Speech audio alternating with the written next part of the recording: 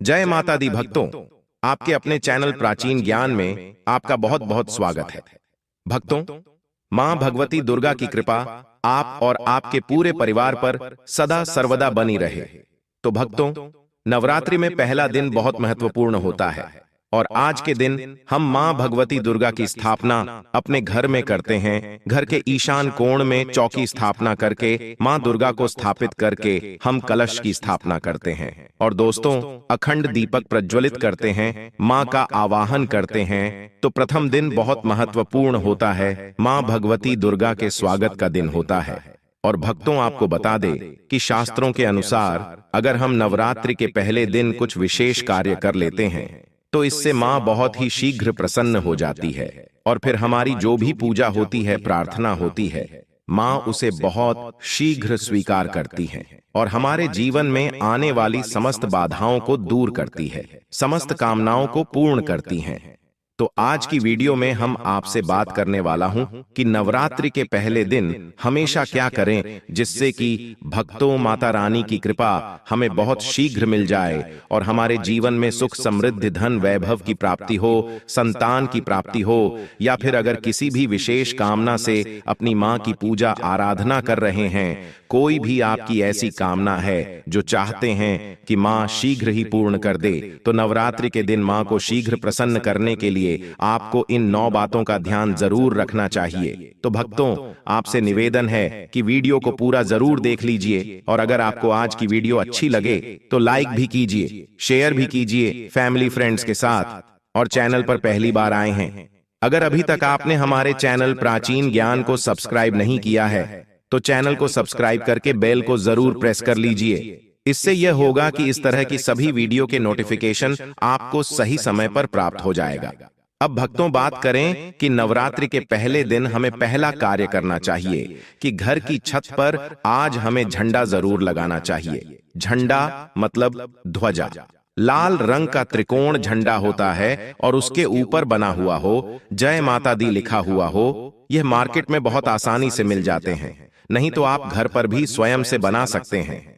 तो एक झंडा त्रिकोण आप लेकर मां को पहले दिन उनके चरणों में अर्पित कीजिए। जब पूजा कर रहे हैं सुबह, तो उसके बाद पूजा के बाद वह झंडा अपने घर की छत पर लगा दीजिए। इस झंडे को घर के ईशान कोण में यानी कि उत्तर पूर्व के कोने पर, अगर वहां पर जगह न हो तो आप उत्तर दिशा में इस झंडे को लगा सकते हैं, जहां भी आप ये ध्वजा लगाते हैं। इसके साथ आप ध्यान रखें कि आप वहां पर एक दीपक जरूर प्रज्वलित करें, क्योंकि दोस्तों, चैत्र नवरात्रि माता रानी का एक पावन पर्व है और झंडा लगाते समय इससे क्या होगा, इससे यश की वृद्धि होती है। देखिए भक्तों, जब हम झंडा अपने घर पर लगाते हैं जो कि हमेशा लहराता रहता है, तो यह इस बात का सूचक है झंडा कि आपको जीवन में सफलता की प्राप्ति होगी, यश की प्राप्ति होगी, मान प्रतिष्ठा की प्राप्ति होगी, समस्त प्रकार के सुखों की प्राप्ति होगी। मान सम्मान, यश, प्रतिष्ठा, धन की वृद्धि, सुख, समृद्धि, सभी प्रकार की जो चीजें हैं वह प्राप्त हो जाती है। दोस्तों, ऐसे लहराता हुआ झंडा आपके घर पर शुद्धता की सूचना है। इसलिए 3 अक्टूबर 2024 गुरुवार को नवरात्रि के पहले दिन आपको अपने घर के ईशान कोण में एक लाल रंग का झंडा जरूर लगाना चाहिए। भक्तों, अगला जो कार्य है नवरात्रि में पहले दिन आपको जरूर करना है, वो है घर के मुख्य द्वार पर तोरण लगाना। तोरण क्या होता है? देखिए, आम के पत्ते लीजिए। जब हम पंच पल्लव के लिए भी आम का पत्ता लेते हैं, वहीं आम का पत्ता चाहिए हमें, और थोड़ा सा अधिक मात्रा में आप लेकर आइए। उसे साफ धो लीजिए। धोने के बाद उस पत्ते के ऊपर आपको श्री लिखना, पत्ते पर आपसी में लिखे, और जितना भी बड़ा आपका मुख्य द्वार हो उसके अनुसार एक धागा लेकर, और लाल धागा ले सकते हैं, पीला धागा ले सकते हैं। इस प्रकार से किसी भी रंग का धागा लेकर आप इन सभी पत्तों को एक माला के स्वरूप में बना लीजिए और उसके बाद यह अपने घर के मुख्य द्वार पर लगा दीजिए।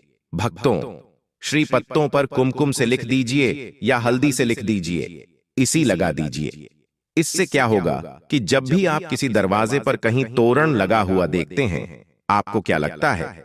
पहले ही सूचना में यह लगता है कि इस घर में कोई शुभ या मांगलिक कार्य हुआ है। और तो घर पर लगा हुआ तोरण, घर के मुख्य द्वार पर लगा हुआ तोरण आपके घर में शुभता की सूचना देता है। मांगलिक कार्य की सूचना देता है, इस बात की सूचना देता है कि आपके घर में देवी विराजित हैं। यह बहुत महत्वपूर्ण होता है। नवरात्रि के पहले दिन घर के मुख्य द्वार पर तोरण लगाना और इसका बहुत ही शुभ फल भी हमें प्राप्त होता है। अगला जो कार्य है, तीसरा कार्य जो हमें नवरात्रि में जरूर करना चाहिए दोस्तों, वह अखंड दीपक प्रज्वलित करना। देखिए, अगर घर में हम अखंड दीपक प्रज्वलित करते हैं तो अखंड दीपक प्रज्वलित करने से मन की कोई भी इच्छा हो, अगर आप सोचकर और मन में धारण करके अखंड दीपक प्रज्वलित करते हैं तो आपकी कामना बहुत शीघ्र पूर्ण होती है। लेकिन इसके अलावा दीपक इस बात का प्रतीक है कि आपके घर में किसी भी प्रकार की नकारात्मक ऊर्जा प्रवेश नहीं करेगी और मन से, घर से हर तरह से नकारात्मक ऊर्जा को दूर करता है दीपक। इसलिए अखंड दीपक चैत्र नवरात्रि में पहले दिन से लेकर और नवमी तिथि तक प्रज्वलित किया जाता है, जिससे कि शुभता का घर में वास हो, सकारात्मक ऊर्जा का घर में वास हो। और जहां पर सकारात्मक ऊर्जा होती है वहां पर सुख, समृद्धि, धन, वैभव की प्राप्ति होती है। और दोस्तों, आपको बता दें कि मां भगवती वहीं वास करती है जहां सकारात्मक ऊर्जा रहती है। इसीलिए हम घर के मुख्य द्वार पर तोरण लगा रहे हैं ताकि बाहर से, मुख्य द्वार से किसी भी प्रकार की नकारात्मक ऊर्जा हमारे घर में प्रवेश न करे। इसके अलावा जब हम दीपक प्रज्वलित कर रहे हैं तो हमारे विचारों में किसी प्रकार की नकारात्मक ऊर्जा न हो, इसके लिए हम प्रज्वलित कर रहे हैं। जब हम पूजा प्रार्थना कर रहे हैं, मंत्र जप कर रहे हैं, निर्विघ्न उसे हम पूर्ण कर पाएं, इसके लिए अखंड दीपक प्रचलित किया जाता है। लेकिन अगर आप किसी भी कारणवश अखंड दीपक प्रज्वलित नहीं कर पाते हैं तो सुबह शाम दोनों समय जब मां की आराधना करें तब आपको शुद्ध घी का दीपक जरूर प्रज्वलित करना है। और सुबह शाम दोनों समय अपने घर में लौंग और कपूर की आरती जरूर कीजिए, जिससे कि घर में नकारात्मक ऊर्जा ना रहे और घर में सकारात्मक ऊर्जा का वास बना रहे। अगला जो कार्य है नवरात्रि में आपको जरूर करना चाहिए वह कलश की स्थापना। और देखिए, दीपक में एक और बात का ध्यान रखें, फिर हम कलश की स्थापना की बात करते हैं। दीपक में अगर आप घी का दीपक प्रज्वलित कर रहे हैं तो उसे आपको मां भगवती दुर्गा की मूर्ति के दाईं तरफ रखना होता है, और अगर आप तेल का दीपक प्रज्वलित करते हैं तो मां भगवती दुर्गा के बाईं तरफ आपको तिल तेल का दीपक रखना चाहिए। तो इस प्रकार से दीपक का आप ध्यान रखें, जब भी आप तिल तेल या फिर घी का दीपक प्रज्वलित करते हैं तो उसे सही दिशा में, सही स्थान पर रखना चाहिए। और अगला जो कार्य है घट स्थापना करना, यानी कलश की स्थापना करना। तीखी कलश की स्थापना जब हम करते हैं नवरात्रि में, कलश में हम सभी देवी देवताओं का आवाहन करते हैं। सभी देवी देवताओं का पूजन मां भगवती के साथ ही हम प्रतिदिन करते हैं। इस प्रकार से जब 9 दिनों तक लगातार हम समस्त देवी देवताओं का पूजन करते हैं, घर में आवाहन करके विधि विधान से, विशेष रूप से हम उनकी आराधना करते हैं। क्योंकि जब हम मां का पूजन करते हैं, पहले हम कलश का पूजन करते हैं। धूप, दीप, नैवेद्य चीजें हम मां को अर्पित करते हैं विधि विधान से, और इसके साथ ही कलश को भी हम इसी प्रकार से अर्पित करते हैं। तो सभी देवी देवताओं की विशेष पूजा हम 9 दिनों तक कर रहे हैं। तो हमारे जीवन में किसी भी प्रकार की कोई बाधा दूर होती है और कोई भी हमारी विशेष काम न हो तो अवश्य पूर्ण होती है। तो कलश की स्थापना हमें जरूर करनी चाहिए अगर संभव हो तो।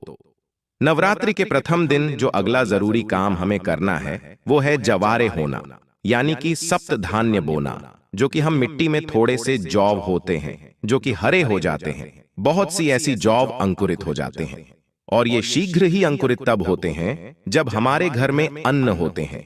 तो ये इस बात की सूचना देते हैं कि हमारे घर में सुख समृद्धि आने वाली है। हमारे घर में मां भगवती विराजित हो चुकी है और घर में सुख समृद्धि, धन, वैभव, सभी प्रकार की जो शुभता है उसका आशीर्वाद हमेशा दे रही है। तो घर में अगर आप जौ होते हैं, सप्त धान्य बोते हैं तो बहुत ही श्रेष्ठ माना जाता है। भक्तों, नवरात्रि के प्रथम दिन हमें जरूर यह करना चाहिए। और अगला जो शुभ कार्य है जो नवरात्रि के प्रथम दिन आपको जरूर करना चाहिए। वैसे तो बहुत से भक्त नवरात्रि के पूरे 9 दिनों तक व्रत धारण करते हैं। बहुत से भक्त जल पीकर या फिर फलाहार के द्वारा इस व्रत को धारण करते हैं। लेकिन अगर आप पूरे नवरात्रि व्रत धारण नहीं करते हैं तो नवरात्रि के प्रथम दिन आपको व्रत धारण जरूर करना चाहिए। नवरात्रि के प्रथम दिन और अंतिम दिन यानी नवमी तिथि पर, यह अष्टमी तिथि पर आपको व्रत जरूर करना चाहिए। तो प्रथम दिन बहुत महत्वपूर्ण है। मां भगवती दुर्गा की आराधना करते हैं, विधि विधान से उनका आभार करके पूजन कर रहे हैं, तो प्रथम दिन आपको व्रत जरूर करना चाहिए और संभव हो तो पूरे नवरात्र व्रत करना चाहिए। पूरे नवरात्र जब हम व्रत करते हैं, मां की पूजा आराधना करते हैं, सात्विकता के साथ मां की आराधना करते हैं, तो मां शीघ्र ही प्रसन्न होती हैं। लेकिन व्रत